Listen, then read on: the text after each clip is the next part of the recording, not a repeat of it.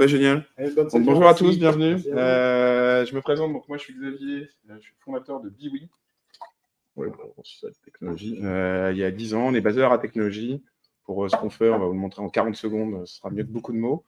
Je viens du monde Dynamics avant de créer une société spécialisée sur le collaboratif, basée sur Microsoft 365. Mathieu, je te laisse te présenter. Oui, et Mathieu Valmont. Donc, moi, j'interviens comme consultant expert autour des technologies Microsoft 365 et plus spécialement SharePoint.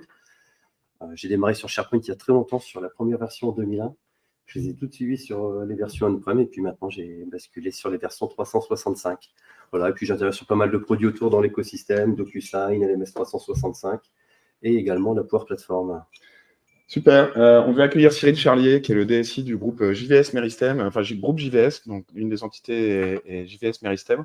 Malheureusement, sa fille a eu un accident de cheval il y a quelques jours. Elle est hospitalisée, donc il s'excuse, il ne pourra pas être parmi nous. Donc merci à tous les sponsors dont on fait partie. La vidéo Biwi, vous l'avez vue assez rapidement, donc je vais la passer, je vous inviterai à la regarder. Le groupe JVS, dont on va vous présenter un règle sur 2 types de projets qui se complètent, et qui vont même se réunir à la fin. C'est un groupe qui est présent au travers de 5 filiales, à peu près 500 personnes, sur une quinzaine d'agences. Et la filiale principale s'appelle JVS Meristem. C'est un éditeur de logiciels et une société de services qui accompagne les collectivités, donc particulièrement les mairies ou des collectivités territoriales diverses et variées.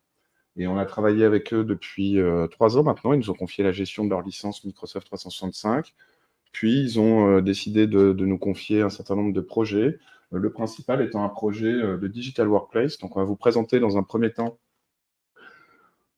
en deux slides, de quoi on parle sur un Digital Workplace, qu'est-ce qu'on a utilisé comme technologie. On va zoomer sur une des fonctionnalités, qu'est-ce qu'on appelle FlexDesk, quelque chose qui s'est accéléré chez nos clients suite au confinement avec les réservations de bureaux en laissant un espace entre chaque salarié pour cause de Covid. On vous fera une petite démo de ce que ça donne. Puis, on va vous montrer comment, à la suite d'un accord avec les instances représentatives du personnel et la volonté sur une des agences, avant que ce soit généralisé sur l'ensemble du groupe, de mettre en place des outils pour digitaliser le télétravail. Pas je fais de la visio, mais je digitalise les plannings conformément aux accords qui ont été passés avec les instances représentatives du personnel. Et particulièrement en pilote sur l'agence de Reims, dont la capacité totale est de 30 personnes pour un effectif complet de 80 personnes. Et l'étape 3 à la projection, c'est ce que Mathieu vous présentera, c'est comment on passe dans une logique de full flex office, donc pour lesquels on va non seulement travailler, comme c'est déjà le cas pour beaucoup d'entreprises, dans un monde hybride où il y a des gens sur place, pas sur place, mais en organisant ça, en la digitalisant et en étant conforme à des accords qui sont particuliers finalement à chaque entreprise. OK? On prendra bien sûr des questions et des réponses. Donc rapidement, les objectifs de Digital Workplace, c'était sponsorisé par la com, un petit peu par les RH. L'idée, c'était de s'appuyer sur Microsoft 365, qui était en place avec relativement peu d'usages collaboratifs, de mettre un intranet de communication, de collaboration avec des espaces documentaires.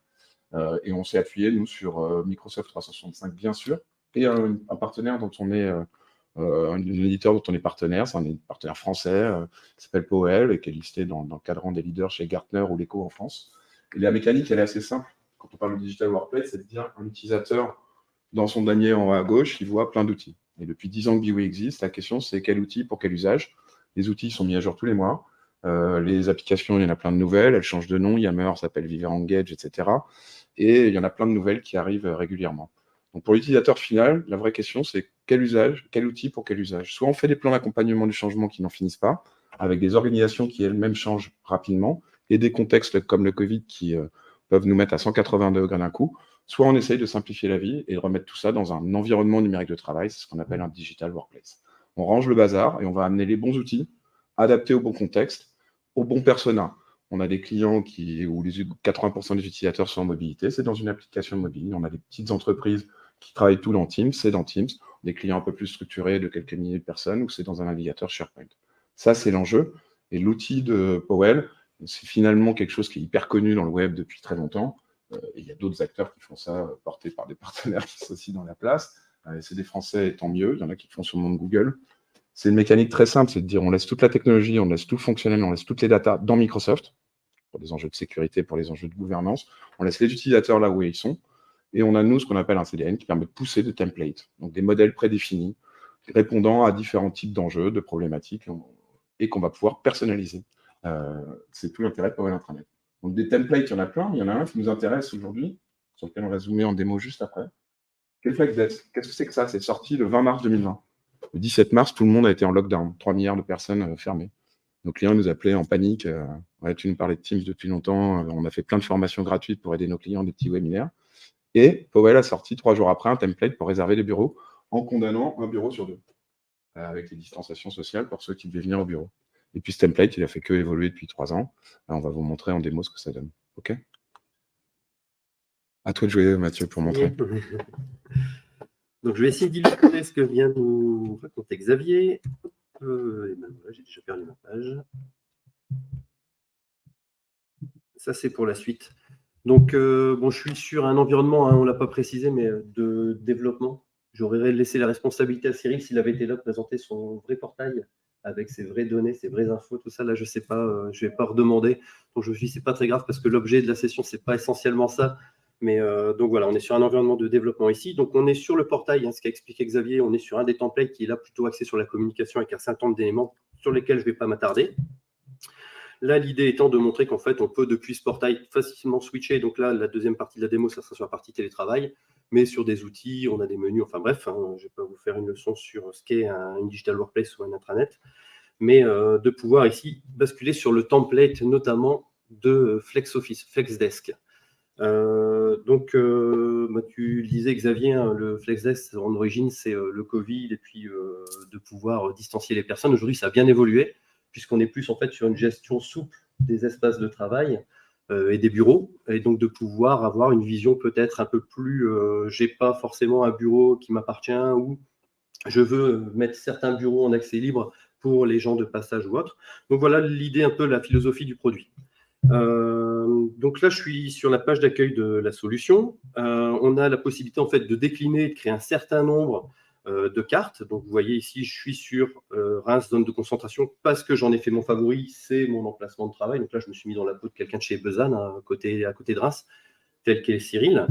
Mais j'ai la possibilité en fait ici de réaliser et de mettre en place un certain nombre de cartes selon soit mes différentes agences ou, comme on a d'autres clients qui le font, quand c'est des gros bâtiments, selon les étages ou des zones particulières dans des étages pour éviter d'avoir des plans comme le dernier qu'on a mis en test ici, voilà, qui sont un peu plus touffus et puis moins visuels. Donc voilà, pour le principe en fait de pouvoir décliner ça en carte, on peut aussi décliner ça en plusieurs sites si jamais chaque agence a ses propres règles de fonctionnement. Parce que je vais y passer rapidement, je n'ai pas non plus. Ce qui est le cas chez Thalys, par exemple. C'est Thalys dont je voulais parler et je n'ai pas cité. On peut l'expliquer, il n'y a pas de. Voilà. Donc, parce que derrière, on a tout du paramétrage qui peut être effectué aussi carte par carte et plan par plan. Donc, voilà. Donc, cette notion ici donc, de pouvoir travailler en multi-site, en multi-carte, en multi-étage, enfin multi-zone. Excuse-moi, Mathieu, on a même des clients qui utilisent pour les parkings, pour les voitures partagées. Ah, bah, je te bouffe ta démo. Un petit peu, mais c'est pas très grave. Vas-y, Mathieu. Non, mais justement, moi, j'ai déjà eu des clients qui le faisaient pour les voitures, je l'ai eu. Pour le parking, je l'ai eu aussi chez Rocket. Et pour la partie matérielle, même des fois, du matériel entre des salles où ils ne sont pas tous équipés, et puis voilà, pouvoir les transiter. Mais, je vais le faire. Vas-y. Donc, le principe ici, c'est de pouvoir accéder en fait en fonction d'une date et d'une heure au planning de réservation et de pouvoir facilement en fait réserver un bureau. Donc là, je ne sais pas, je vais me rendre sur la période de demain, je vais dire voilà, je cherche un bureau à 14h. Et puis là, je vois qu'il n'y a pas de contraintes. Donc, je vais pouvoir réserver ces bureaux. Si j'avais choisi un même bureau, je ne sais pas, à 8h, hop, j'aurais pu voir qu'ici, voilà, il y a une personne qui l'a réservé. Donc, ce bureau n'était pas disponible. Je vais pouvoir facilement accéder à un autre bureau qui lui l'est et pouvoir définir ici, réserver ce bureau en définissant voilà, soit des heures précises, si ça va plutôt être pour une réunion d'1 heure, 2 heures, ou des plages de données, comme la journée, le matin, l'après-midi. Des fonctionnalités intéressantes ici, l'idée c'est de minimiser le nombre de clics et d'avoir facilement accès à l'information, donc de pouvoir aussi moi rapidement voir mes réservations sur cet espace et de pouvoir aussi regarder les prochaines réservations d'un espace. Donc là on est sur un bureau, ces fonctionnalités elles sont d'autant plus importantes des fois sur des systèmes plutôt comme des box ou des salles, mais de pouvoir voir justement dans la journée ou dans la continuité les prochaines réservations et quand les espaces sont occupés. Voilà. Juste une chose aussi, on a alors extrêmement de paramétrage. Si je rentre dans tout, je pense que j'en ai point de demi-heure, donc je vais essayer de ne pas trop m'attarder, mais des choses qui me semblent moins intéressantes. Sur chaque zone, en fait, ou chaque bureau ou ici espace, on peut définir aussi des mentions. C'est-à-dire qu'on va pouvoir préciser, par exemple, les usages qui sont mis en avant pour ces espaces. Par exemple, sur un box, de ne pas les réserver pour plus de 2 heures et pour des réunions voilà, à durée limitée. On peut mettre des règles comme ça. On peut aussi définir, par exemple, qu'un espace est réservable pas plus de 2 jours d'affilée consécutifs pour limiter aussi qu'on ne s'approprie pas un espace donné. Ce qui est le cas d'ailleurs à Besançon. Ils ont un collègue qui, a priori, est spécialiste de la chose. Donc, voilà, toutes ces petites règles qu'on peut mettre en place. Quoi d'autre? Si je descends un petit peu ici, alors oui, une chose que je vais montrer très rapidement, on a aussi la possibilité de cibler et de gérer des audiences sur chacune des zones. C'est-à-dire que là, voilà, les bureaux me sont accessibles, mais je vois que je ne peux pas réserver la salle de réunion qui est là. Si je passe sur un autre profil utilisateur, pardon, hop, on voit que cette fois-ci, la zone, elle est dans une zone rouge parce que je fais partie de la population qui peut la réserver. Voilà, il y a quelques cas particuliers où ça peut être intéressant. Je pense toujours, moi, à un client au 7e étage où c'était le comité de direction. Et quelqu'un qui arrivait ne savait pas qu'il ne pouvait pas réserver les salles, mais en effet, ça permettait de cibler les personnes qui avaient accès à ces salles et aux prestations qui allaient avec. Voilà, je reviens ici, comme cet utilisateur, oui. Et petite chose aussi notable que je n'ai pas précisé, le calendrier matérialise qu'on est juste capable de s'interfacer avec Exchange et donc en fait de gérer avec le calendrier de la salle dans Exchange, et donc automatiquement la salle en même temps dans Exchange apparaît comme réservée quand elle est réservée depuis cet outil. Dans nos bureaux, nous, on a en plus des tablettes connectées aussi où on peut les réserver à la main, bien sûr. Et je vais finir sur cette partie, parce que je pense que j'ai consommé le temps qu'on avait défini, par descendre ici, et d'autres fonctionnalités qui sont intéressantes, qui vont faire le lien avec la deuxième partie. Donc mes réservations qui me permettent, moi, de voir très rapidement, en fait, sur les jours qui viennent, une timeline des réservations que j'ai effectuées, de pouvoir interagir avec ces réservations, soit rapidement les modifier ici en changeant les heures, les périodes, soit de pouvoir les supprimer. Et puis ici, la présence sur les personnes qui sont aujourd'hui présentes et qui ont réservé des espaces. Oh, je me suis pas mis. L'idée, c'est intéressante sur cette fonction-là, ça c'est arrivé plus tard, c'est de savoir qui est au bureau. Enfin, on a tous des gens, moi j'ai une épouse qui travaille dans un gros hub avec un gros open, elle vient, on lui impose de venir au bureau et tous ses collègues sont en télétravail. Enfin, c'est un non-sens. Voilà, ça sert aussi à ça. Ouais, donc c'est, comme tu le disais, ces plannings qui permettent de voir qui est là et quand. Sur une carte donnée ou sur ici, bien sûr, je peux cibler par zone, par agence, mais aussi avoir sur l'ensemble de ma société. Merci Mathieu pour cette première partie sur du Flex Desk, donc la réservation de bureaux, d'espace, de tas de choses intégrées à un digital workplace. Alors, le télétravail, ils nous ont dit, c'est super, ça, on réserve les bureaux, mais on est en train de discuter avec les instances représentatives du personnel pour mettre en place des règles. Ce qui est en train d'arriver dans un certain nombre d'entreprises. Les jurisprudences arrivent en plus, petit à petit. Donc, il y a aussi des questions de droit social ou d'accord avec les salariés. Donc, ils nous ont dit, en fait, vous nous aviez parlé de l'apport plateforme, on pouvait digitaliser les processus, oui. Est-ce que ça, ce serait possible? Parce qu'ils étaient en train d'imaginer des choses compliquées avec les calendriers Outlook, des notions de couleurs, etc. Donc, on nous ont dit, on l'a fait comme on aime le faire, c'est-à-dire, expliquez-nous vos problématiques, mettez en discuter, on fait une petite note de cadrage, on dit, OK, c'est gérable. Et c'est gérable assez rapidement avec de l'apport plateforme. Donc là, c'était porté par les RH. Et la techno, c'est du full Power Platform plugué sur Microsoft 365. Mathieu, je te laisse. Oui, c'est encore toi. C'est toi qui bosses surtout. Moi, je bouche les trous. Donc, je vais revenir ici sur ma page. Oui, alors juste pour compléter pendant que ça charge, ce que tu viens de dire, moi, je travaille en forte proximité donc, avec Cyril, qui n'a pas pu être là, qui est le DSI du groupe JVS. Et ils ont aussi une volonté, en fait, de se faire des convictions sur ces Power Platforms. Donc là, c'est le premier sujet réel qu'on réalise avec eux sur du Power Apps. Ils ont des utilisateurs qui ont commencé à utiliser un peu Power Automate, mais qui sont plutôt un peu en train de tâtonner. Voilà, et donc l'idée, c'était aussi de leur montrer ce qu'on pouvait faire. Et puis, dans un deuxième temps, puisqu'on a d'autres déjà applications qui sont prévues, de pouvoir en fait co-construire avec eux. Alors là, ça se fait toujours au travers d'ateliers. Donc la construction, elle est faite au travers un peu des ateliers. Mais là, c'est vraiment de les aider sur la prise en main et de leur montrer un peu en termes de bonnes pratiques et de notre expérience, de leur faire bénéficier de notre expérience sur la mise en place de ces outils.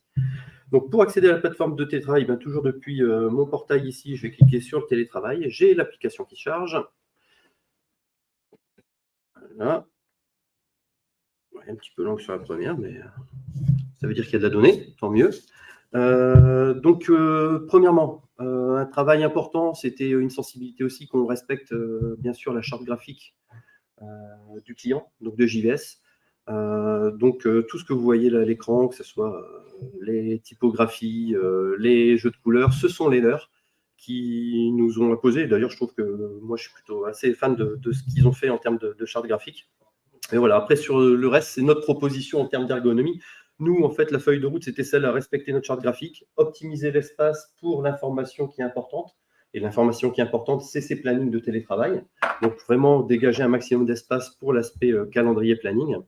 Et limiter pour l'utilisateur les navigations. On voudrait au minimum changer d'écran et trouver en fait un consensus en fait sur cet écran pour pouvoir justement interagir avec les données, en saisir, en modifier, en supprimer. Sachant qu'en plus, on est sur un modèle et un schéma de données qui est relativement restreint, puisque les données à gérer dans ce contexte-là sont relativement minimes. On va les parcourir au fur et à mesure, mais globalement, c'est des dates, des périodes de télétravail, c'est une personne et l'équipe à laquelle elle appartient. Globalement, je schématise, mais c'est ça. Donc, peu de données, donc aussi la possibilité de faire des choses sur un seul écran sans avoir à naviguer, qui était aussi un de leurs prérequis. Donc, le but premier de cette application, c'est de déclarer que tout à chacun puisse déclarer ses périodes de télétravail et les anticiper, donc les planifier. Et de pouvoir aussi, en plus de faire sa propre saisie et interagir avec elle, consulter justement les plannings de télétravail de ses collègues plus ou moins proches. Et c'est ce qu'on va voir au travers des différentes options de filtres et de navigation qu'on a mis à disposition. Donc, en termes de navigation, on a tout centralisé en fait ici sur la partie gauche, avec la possibilité, donc vous voyez déjà quand ça s'ouvre, au départ, on était plutôt sur des écrans comme ça, un peu didactiques, expliquant à l'utilisateur ce qu'il devait faire, donc commencer par sélectionner tout ça. Là, ils sont un peu revenus en arrière, donc cet écran, il ne sert plus trop parce qu'ils voulaient que ça soit directement sélectionné pour éviter des clics, soit. Mais donc, en fait, on arrive par défaut sur un affichage en mode mois, avec la date du jour sélectionnée et un filtre qui est positionné sur mon planning. J'ai la possibilité de facilement en fait, naviguer sur des périodes et de pouvoir donc voir le planning sur d'autres mois. Donc là, je ne sais pas, je vais prendre par exemple le 3 novembre. Automatiquement, en fait, le mois change automatiquement en fonction de la date que j'ai sélectionnée. Donc là, on a voulu une fluidité aussi. Je sélectionne, oui, une date, mais c'est le mois que je sélectionne. Si j'avais été en affichage, on le verra tout à l'heure, semaine ou jour, bah, directement, je vais sur la période que j'ai sélectionnée par rapport à ce qu'il y a dans ce calendrier. Donc, juste pour les personnes un peu avancées sur la Power Platform et Power Apps, là, pour le coup, le calendrier, c'est le composant moderne qu'on a utilisé. Donc, on a fait un mix entre composants modernes et composants classiques. Composants modernes pour toute l'interface, l'ergonomie qu'ils proposent et une navigation justement simple dans ces éléments de calendrier, changer facilement d'année, sélectionner facilement un mois. Et puis, composants modernes, composants classiques, parce qu'aujourd'hui, on n'a pas toutes les mêmes fonctionnalités sur les nouveaux composants par rapport à ce qu'on savait faire avant. Donc voilà, donc cette facilité de naviguer. Vous remarquerez en fait que à chaque fois que je navigue, et là je vais prendre par exemple le mois de décembre, j'ai mon petit spinner vert qui tournicote. Ça fait partie des choses qu'on a mises en place justement pour fluidifier et l'application et gérer le volume de données. Comme l'a dit Xavier, on est en POC là encore un peu sur une tranche de personnes relativement restreinte, on parle de 30 personnes. À terme, c'est toutes les personnes de la société, donc environ 400 personnes qui pourront faire du télétravail. Et avec les règles qu'ils ont établies, ça peut faire un volume très important en fait, sur des périodes.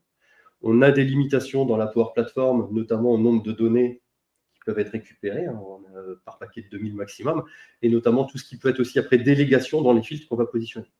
Donc nous, le choix est très... Je ne vais pas m'attarder après sur la partie technique, j'y répondrai s'il y a des questions précises là-dessus, mais le choix a été fait. En fait, à chaque fois qu'on navigue, on recharge les données du mois d'avant, du mois courant, du mois suivant. Et un mois qui a déjà été chargé, je ne le recharge pas.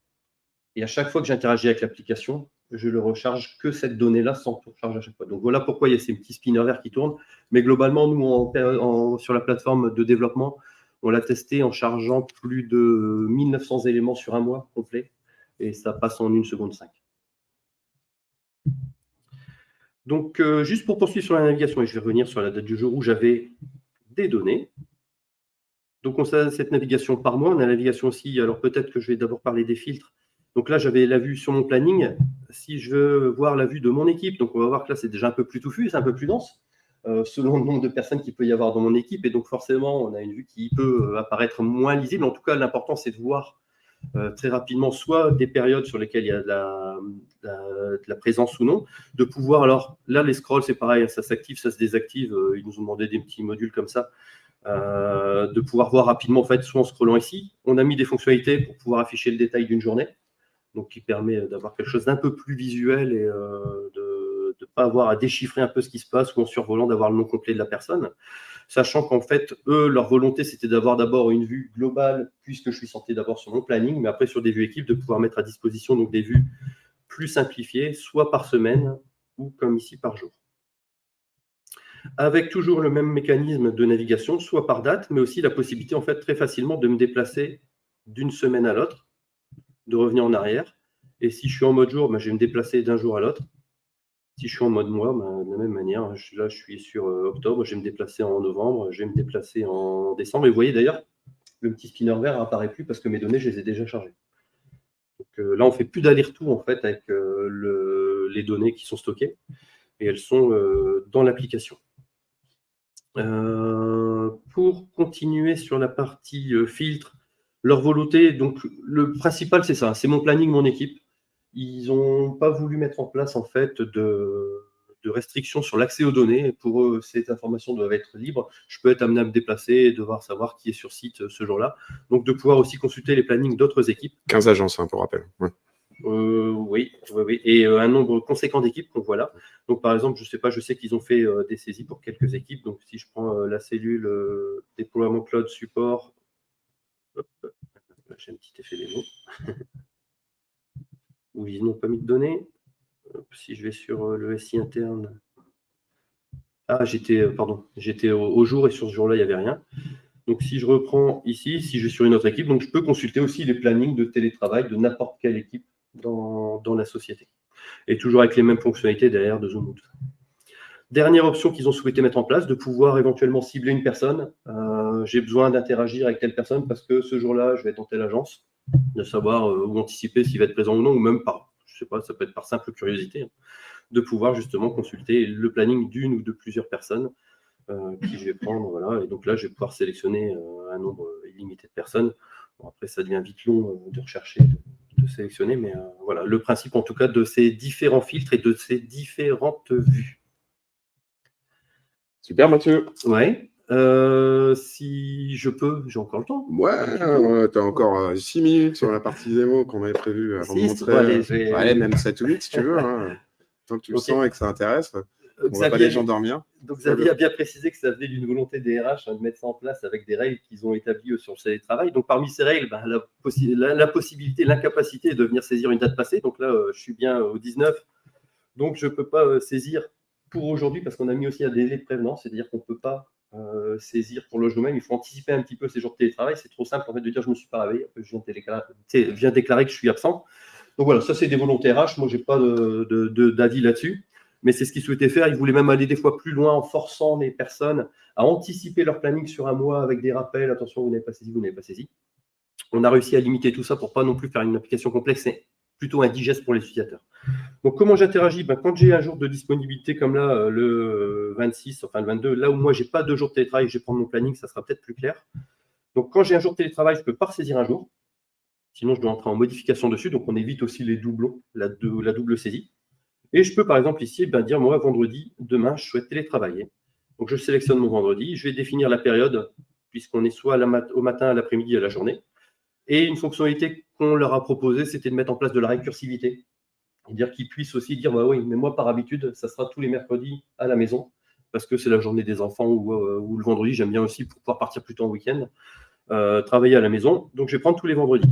Et donc là, on va définir une fréquence. Donc, on charge en fait tous les vendredis.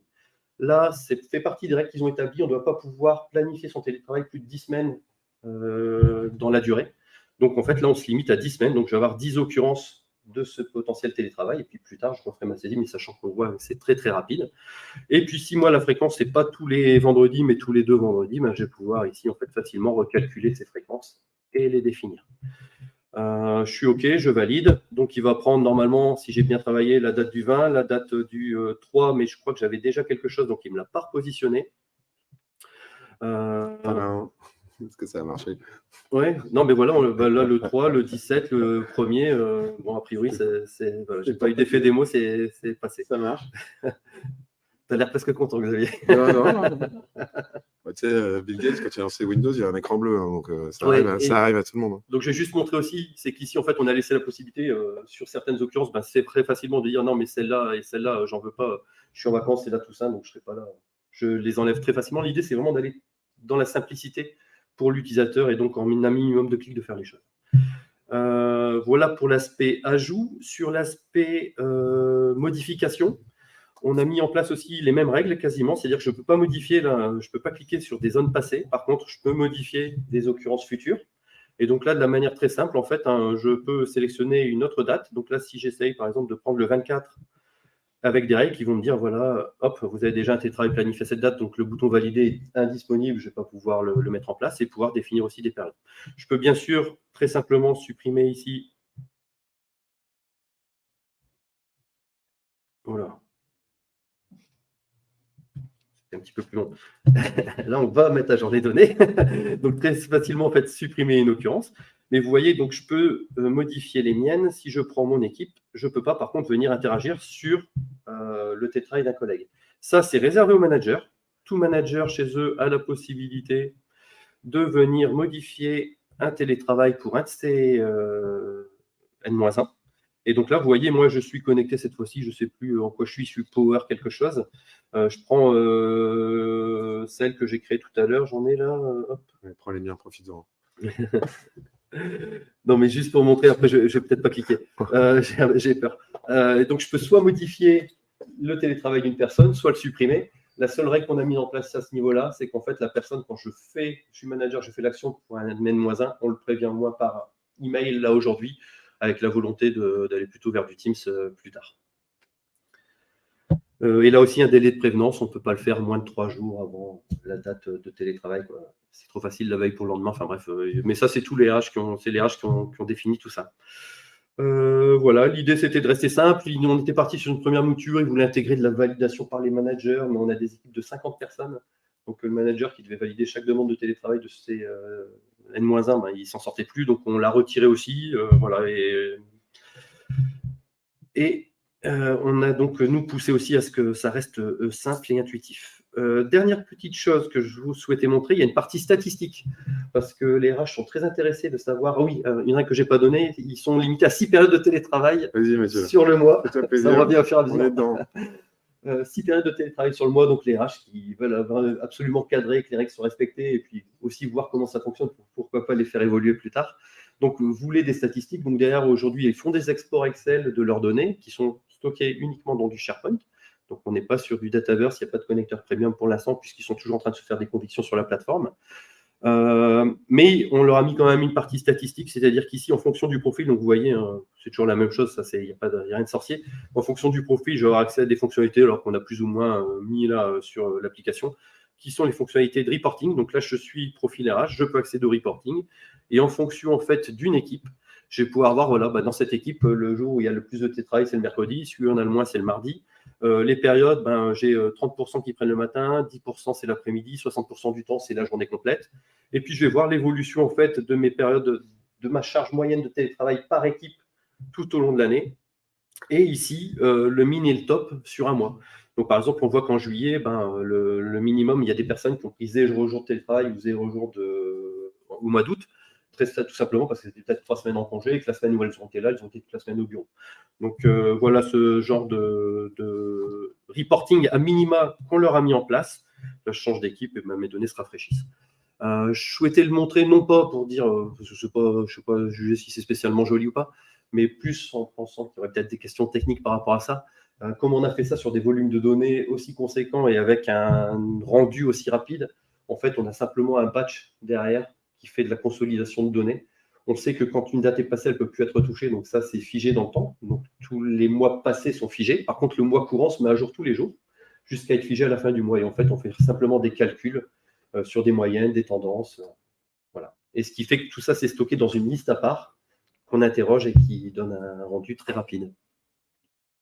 Voilà. Bravo Mathieu. Avant de vous parler de finalement la jonction entre les deux, FlexDesk, toute la partie je réserve des bureaux, des salles, etc. et l'application qu'on vous a présentée télétravail pour donner du full flex office, ce qui va être structurel sur l'agence qui est en pilote et peut-être plus dans d'autres dans d'autres entreprises. À Euratech, c'est des tas de startups qui sont full flex office. Est-ce que vous avez des questions sur cette première partie sur la démo, les choses que vous voudriez revoir, vous voudriez la sauce secrète de comment ça marche? Oui. Combien de temps pour développer tout ça? Alors, je parle en termes d'analyse du cahier des charges. Avant de taper le code et de derrière l'écran par lequel, combien de temps ça? Alors, je vais prendre moi une première partie de la réponse. Donc, nous, on ne fait pas de cahier des charges. Jamais. Ou quasiment jamais. On adore le mode agile. C'est-à-dire qu'on va faire de l'atelier en avant-vente avec les métiers pour capturer le besoin. Alors, je ne vous dis pas s'il y a des workflows. On a d'autres clients, je ne peux pas citer, on a un NDA, mais on a des applications Power Platform intégrées à l'ERP pour des problématiques de retour marchandises de 1500 boutiques. On est un peu moins en mode agile. Je te donne un chiffre comme ça. Sur des choses de ce type-là, on fait une petite avant-vente, on cadre le besoin, on fait une note de cadrage, on affine, on donne une enveloppe maxi qu'on facture au temps passé. Et on co-construit avec le métier. Et sur cette application-là, on a...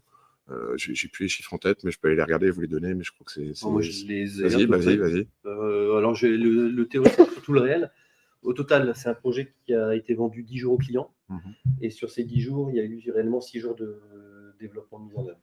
Là, des choses que je n'ai pas montrées, il y a quand même un peu de Power Automate derrière. Il y a 2 flux Power Automate associés. Mais on est sur 6 jours au total.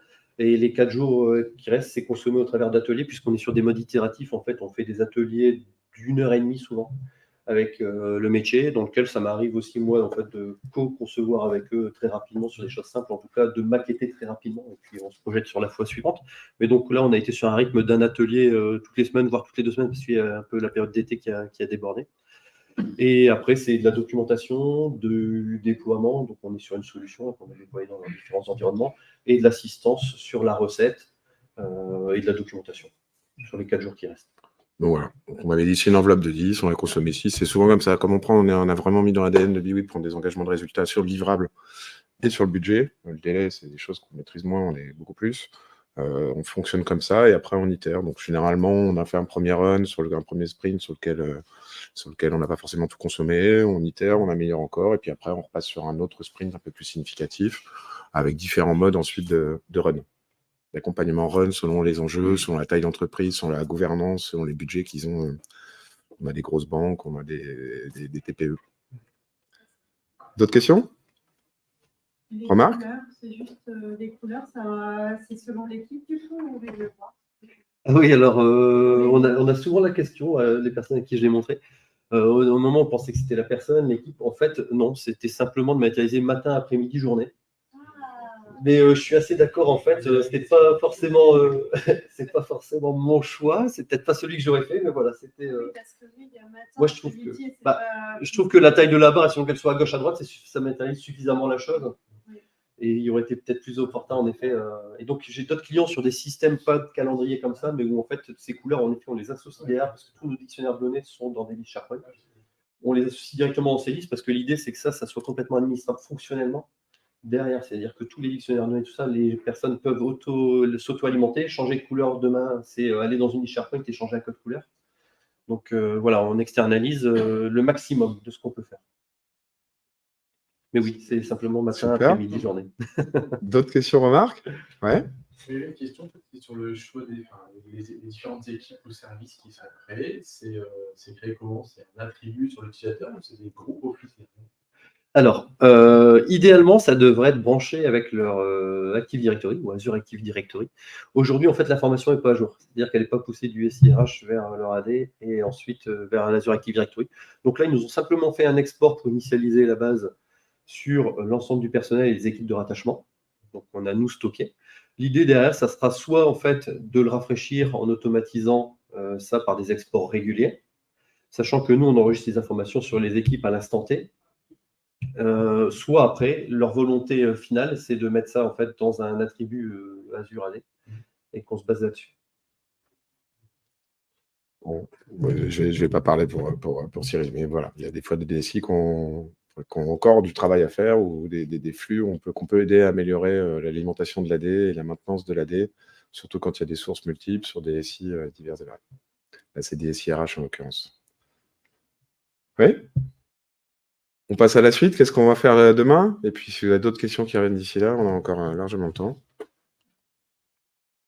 Mathieu, donc là l'idée c'est finalement comment on va réunir ces deux choses-là, quoi, en les faisant évoluer, en ayant peut-être d'autres accords qui seront passés, un monde qui changera demain, un nouveau Covid où il faudra passer à du full remote pour tout le monde, sauf ceux qui sont quelque part. Donc là, c'est de nouveau les RH, les SI et la com, parce que le sujet, c'est aussi, on n'a pas parlé de l'accompagnement au changement. L'idée, c'est aussi de communiquer là-dessus et faire en sorte que les gens s'approprient, d'où l'accès à l'application parmi les N applications qui sont filtrées par utilisateur en fonction de son profil, son groupe AD, que ce soit simple dans la vraie vie, quel que soit le lieu où il en est. Mathieu, je te laisse expliquer ce qui est envisagé Oui, pour la alors je suite. pense que Cyril en aurait mieux parlé que moi, puisque pour l'instant, ça c'est une projection sur ce qu'il souhaiterait faire cette application. Donc, ces deux applications que j'ai illustrées, avec le Flexdesk et le télétravail. Mais voilà, leur volonté, c'est celle-ci, en fait, c'est d'inverser un peu la vision qu'ils ont eue au départ. Au départ, c'était de se dire, on va utiliser Flexdesk, et puis les personnes n'ont pas de bureau attitré, et elles vont venir à chaque fois réserver leur bureau pour leur période de présence. Ce qui demandait quand même une saisie assez conséquente pour les personnes qui sont là tous les jours au bureau, de devoir s'astreindre à réserver son bureau, tout ça. Et en fait, ils ont voulu inverser en voyant l'application de télétravail, inverser la chose et se dire, mais non, en fait, et puis je pense qu'en interne, ça n'a pas beaucoup plu non plus à tout le monde, c'est on va garder des bureaux qui sont attitrés. Donc, c'est-à-dire que les personnes qui sont tout le temps rattachées à une agence, je ne parle pas des populations commerciales qui sont un peu plus nomades, mais les personnes qui sont toujours à l'agence, qui sont là quasiment tous les jours, on leur confie, elles gardent leur bureau de travail. Et donc ça, en fait, c'est nous derrière une alimentation qui va être faite automatiquement du Flexdesk pour dire, voilà, par défaut, les bureaux sont attribués à leurs propriétaires. Donc c'est la partie gauche pour Automate qui va interagir. Enfin, pour l'instant, on cible pour Automate.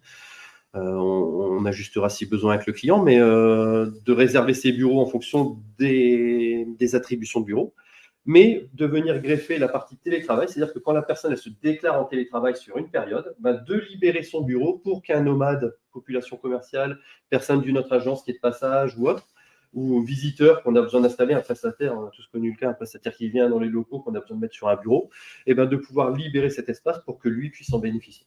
Donc voilà, ils ont inversé un petit peu pour aussi s'alléger là-dessus. Et j'ai mis, ça c'est moi qui l'ai ajouté, mais j'en ai touché juste 2 mots avec Cyril.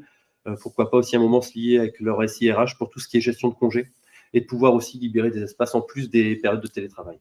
Très clair, Mathieu. Et d'où l'intérêt aussi d'avoir des outils type low-code, agile, des méthodes agiles, des projets qui justement ne sont pas sur des cycles en V lourds, longs, compliqués. C'est que on sait, j'en reviens à l'intro que je faisais sur les digital workplace, c'est que les technologies bougent tout le temps, les organisations changent tout le temps, les règles au sein des organisations, on sait qu'on ne sait pas où on découvre, et puis parfois on a des contextes qui évoluent très vite, et où il faut s'adapter. C'est aussi ce qu'on voulait illustrer au travers d'une problématique qui touche finalement à peu près tout le monde maintenant, où des organisations d'une certaine taille, de quelques centaines de personnes, doivent commencer à y réfléchir, testent des choses, reviennent, tu vois, je n'avais même pas la fin de l'histoire, donc j'ai découvert ta conclusion, et puis finalement, à l'usage, se rendre compte que ce n'est pas la meilleure façon de le faire, et nous demandent d'ajuster, ou, comme on l'expliquait en introduction, vont être désormais quasiment autonomes pour le réaliser sur ces technologies, en ne faisant appel à nous que sur du cadrage ponctuel ou sur du conseil d'experts, comme Mathieu qui fait ça depuis 22 ans. Jusqu'à la fin, il y a quand même toujours un peu de SharePoint qui se bat quelque part. Merci Michel. Ouais, mais commencez jeune. Commencez jeune. Il se prenait du SPFX au biberon quand il était tout petit. Super. On arrive quasiment au bout du timing. Si vous avez d'autres questions ou remarques, on est à votre disposition. Pour ceux qui voudraient qu'on étudie leur cas particulier, je vous invite à scanner ce petit QR code. Vous arriverez sur un form et vous serez rappelé encore plus vite que le suivi du fichier de tous les participants vous dira merci. Donc, je ne sais pas s'il y a des dernières questions qui vous viennent sur les 3 minutes qui nous restent. Sinon, on va aller boire un coup avant tous les autres. Le template POL sur le Flex Office, il est imbriqué avec la Power Platform ou pas du tout? C'est vraiment juste un truc POL? Il est imbriqué avec Exchange. Okay. Donc, c'est un template SharePoint. En fait, la mécanique de POL, c'est bien d'avoir des dizaines et des dizaines et des dizaines de templates. Là, il y en a pour le covoiturage, il y en a pour la communication de crise, pour des tas de choses. Et des widgets, donc qui améliorent l'expérience du UX utilisateur. La recherche, le moteur SharePoint, tout le monde sait, enfin ceux qui savent que c'est ultra puissant. On peut indexer des gels externes, mais par défaut, on ne trouve rien. Donc, on peut restituer des documents sous différents formats, en prévisualisation, vignettes, et c'est valable partout sur la navigation, sur les interfaces, sur des petites barres flottantes pour faciliter la vie du contributeur. C'est tout ça la logique. Et tout est dans SharePoint. En fait, Powell, c'est un accélérateur, un CDN qui pousse par une API ces templates qui sont disponibles pour tout le monde. Donc, si on parle un peu technique, c'est de l'Evergreen. Et puis, c'est utilisé par des grandes banques, par Safran, donc c'est bien évidemment complètement sécurisé parce que tout reste dedans. Et il y a 2 acteurs sur le marché en France qui sont comme ça. Après, c'est que des solutions externes qui posent d'autres soucis. L'autre, je ne la citerai pas, mais elle est bien connue. Elle existe, elle est en train de renaître sur le marché, on les voit partout et on est ravis que le marché français se dynamise avec ce type d'acteurs. Super. Merci à vous. Je vous invite à aller donner votre avis sur toute la conférence, nous contacter si besoin. Et merci pour votre présence.